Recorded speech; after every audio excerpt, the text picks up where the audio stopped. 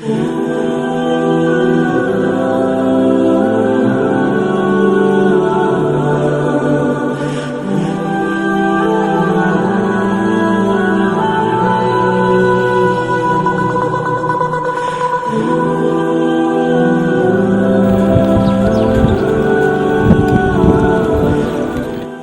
को तो मनाना बड़ा ज़्यादा आसान है और है ही अशरा रहमत वाला, तो जो कोशिश करेगा उसको अल्लाह की रहमत में से ज़रूर हिस्सा मिलेगा।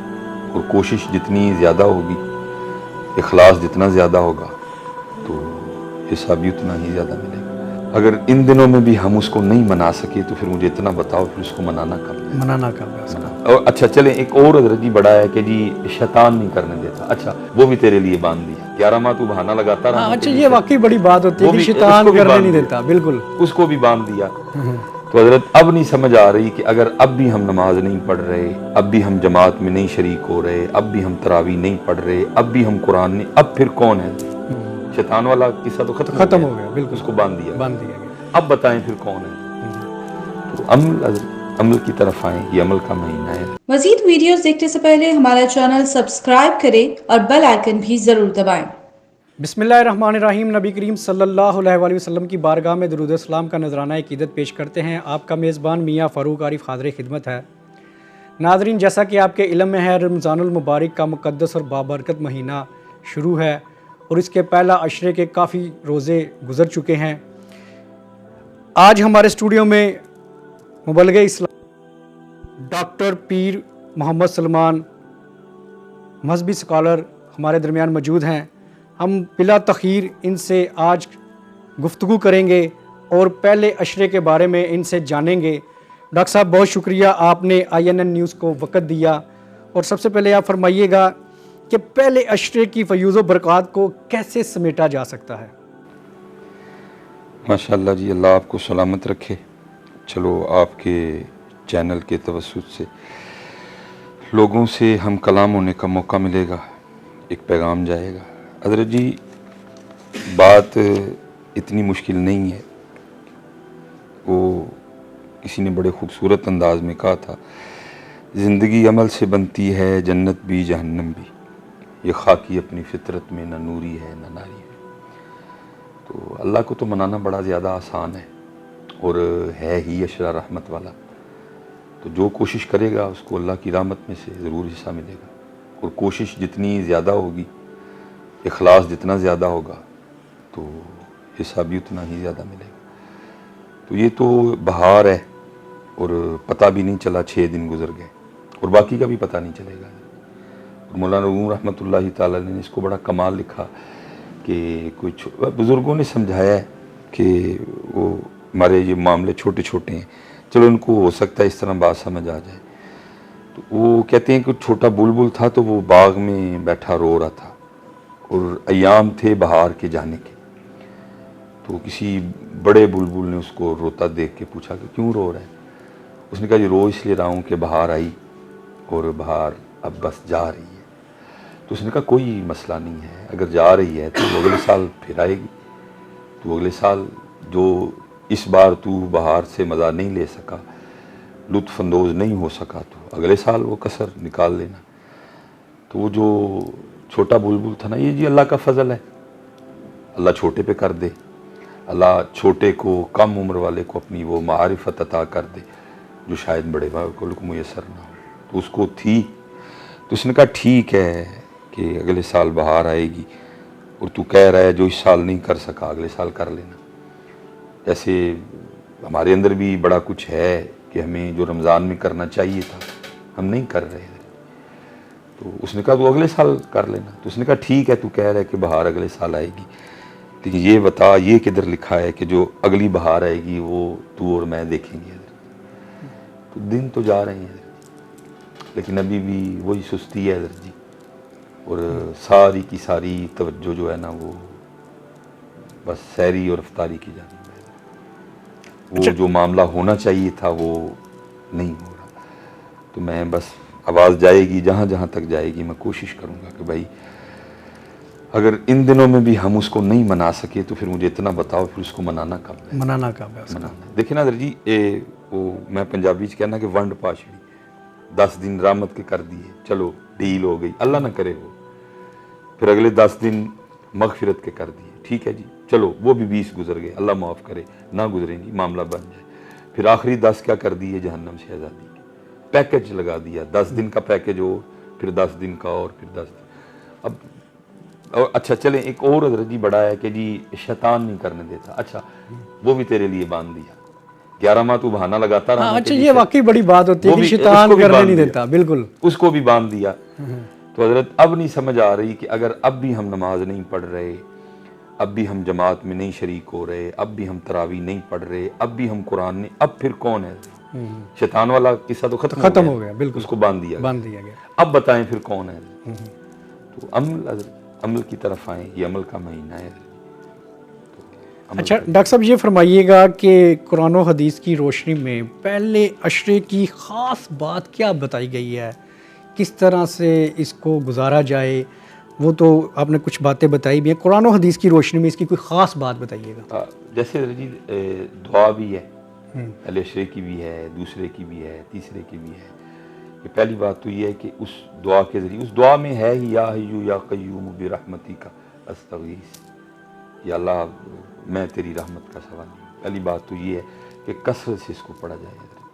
ये जिसको कहते हैं ना कि ये आपके विर्द ज़ुबान रहे हज़रत। मेरे ख्याल में रमज़ान में तो वैसे भी नहीं छूटनी चाहिए हज़रत, तो रमज़ान में तो किसी के हाथ से ये नहीं छूटनी चाहिए कि चलो एक इसका ये भी फ़ायदा होता है, दिखलावे का मामला भी है, अल्लाह उससे बचाए।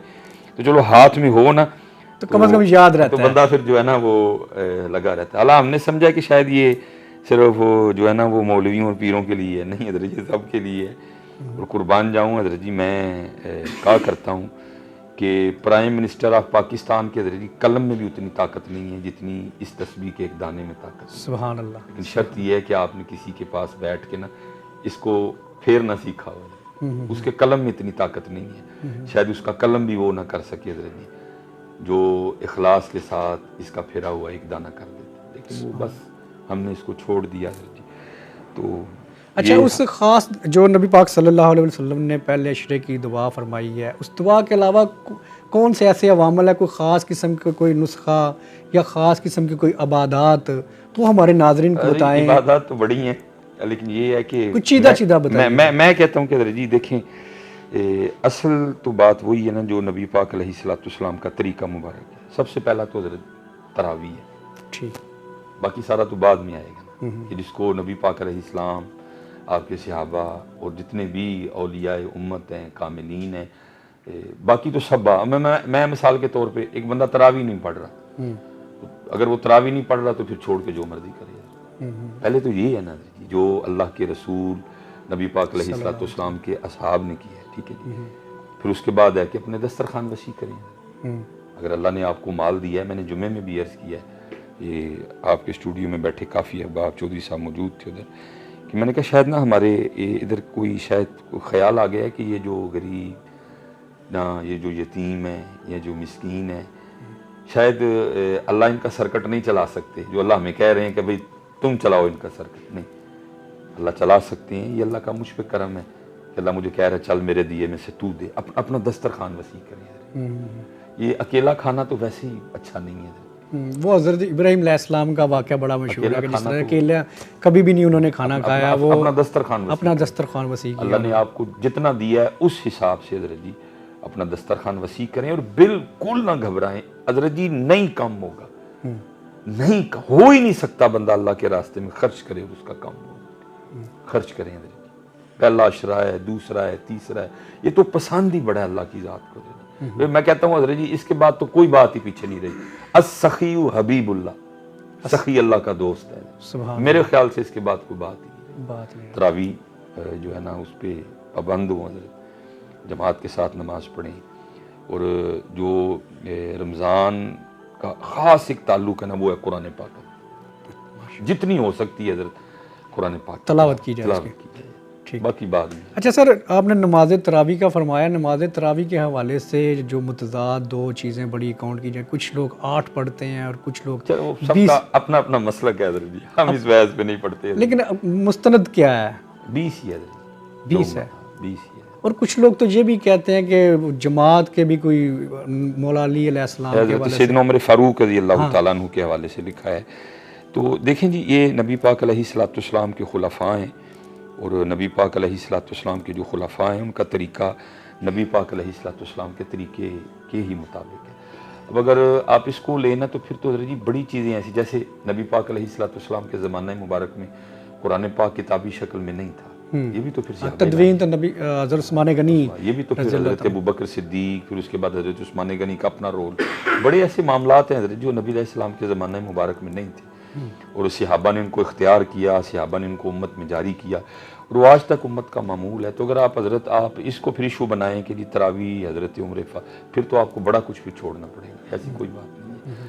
آپ نبی پاک علیہ الصلوۃ والسلام کے خلفاء میں سے ہیں، اور آپ مراد رسول ہیں. بے شک بے شک. تو کیسے ہو سکتا ہے حضرت ان کا کوئی عمل اللہ اور اللہ کے رسول کے حکم کے خلاف ہو؟ آپ نے امت کو جمع کر دیا حضرت. یہ معمول تھا. مثلا کچھ صحابہ ہیں، کسی ایک صحابی کو انہوں نے امام کیا ہے، وہ اس کے پیچھے ہیں، پھر کچھ آپ نے سب کو حضرت ابی بن کعب رضی اللہ تعالیٰ عنہ کے پیچھے جمع کر دیا. پھر اس کے بعد سے امت کا یہ معمول رہا، وہ آج تک یہ جو طریقہ مبارک ہے یہ جاری و ساری. یہ بیسک ہے، اور نہ کرنے کے ہزار بہانے ڈھونڈتے ہیں، اس طرح بہانے ڈھونڈ لیتے ہیں. مقصد ہے کہ ایک دن ایک لمحہ حضرت اس کا قیمتی ہے، اس کو کشید کریں، ضائع نہ کریں. یہ جو ہے نا وہ اعلان ہو رہا ہے حضرت، ہے کو معافی مانگنے والا، ہے کو معافی، سبحان اللہ، ہے کو معافی، سبحان اللہ. ساری جو ہے یہ نبی پاک علیہ الصلوۃ والسلام کی امت پہ اللہ کا کرم ہے، برکت والا کھانا ہے. اکثر احباب وہ بس نیند جو ہے نا، اچھا لوگ یہ سمجھتے ہیں کہ بھوکا پیاسا رہتے ہیں، شاید کھانا کم اب، لیکن آپ دیکھیے کہ عام روٹین سے افطاری کے اوقات میں جو ہے دسترخوان زیادہ وسیع ہوتا ہے، برکت ہے، زیادہ وسیع ہے، مختلف قسم کی ڈشز ہوتی ہیں، مختلف قسم کی چیزیں ہوتی ہیں. یہ برکت ہے، یہ برکت ہے، یہ برکت ہے. اللہ برکت دے دیتے ہیں حضرت. وہ کھانے جو آپ کو شاید عام دنوں میں میسر نہ ہیں، جو آپ کو رمضان کی برکت سے حضرت آپ کے دسترخوان پہ موجود ہوتے ہیں. سحری بڑا برکت والا کھانا ہے. بلکہ میں تو احباب سے کہتا ہوں کہ یار چلو نہیں معاملہ بنا سحری کی برکت سے نا. مثلا آپ اٹھ رہے ہیں نا 4 بجے آپ اٹھ رہے ہیں یا 3:45 اٹھ رہے ہیں، تو میں کہتا ہوں یار کوئی آدھا گھنٹہ الارم اور پیچھے لے جاؤ، جلدی جلدی سے وضو کر کے نا اللہ کے حضور کھڑے ہو جاؤ، سبحان اللہ، 2 نفل پڑھو، سبحان اللہ، اپنے اللہ کو مناؤ، جو ہیں اس سے باتیں کرو، بے شک، اس کو اپنے دل کی سناؤ. وَإِذَا سَأَلَكَ عِبَادِي أَنِّي فَإِنِّي قَرِيبٌ أُجِيبُ دَعْوَةَ الدَّاعِ إِذَا دَعَانِ. اب تو سنم سمجھو حضرت سیزن ہے سنانے کا، سیزن ہے منانے کا، سینہ ہے اس کی بارگاہ سے لینے کا. رحمت حضرت جی وہ جہنم جو ہے نا اس کے معاملے اور کر دیے گئے، شیطان کو جکڑ دیا گیا، جنت کو آراستہ کر دیا گیا، نیکی کو آسان کر دیا گیا. تو اب بھی نہ کو کرے تو میں کہتا ہوں پھر اس سے زیادہ بد نصیب کوئی نہیں ہے. بہار ہے جا رہی ہے، بس 6 دن بہار کے گزر گئے، 24 پیچھے ہیں، ان کا بھی پتہ نہیں لگ رہا. اللہ تعالیٰ بہت شکریہ ڈاکٹر صاحب آپ کا. آپ نے بڑا اچھا پہلے عشرے کے حوالے سے بڑی مفصل بتایا اور بڑی ڈیٹیل سے بتایا. پہلا عشرہ جو ہے رحمتوں کا ہے. ہمیں چاہیے کہ اس عشرے میں جو ہے اپنی جتنی بھی زیادہ عبادات کر سکتے ہیں اور جتنی بھی زیادہ رحمتیں ہیں ان کو سمیٹ سکتے ہیں اور اپنے آخرت کو سنوار سکتے ہیں اور اپنے خدا کو منا سکتے ہیں. تو اجازت دیجیے ہمارے چینل INN نیوز کو سبسکرائب کیجیے گا اور اپنی قیمتی آراء سے ضرور نوازیے گا. اللہ حافظ.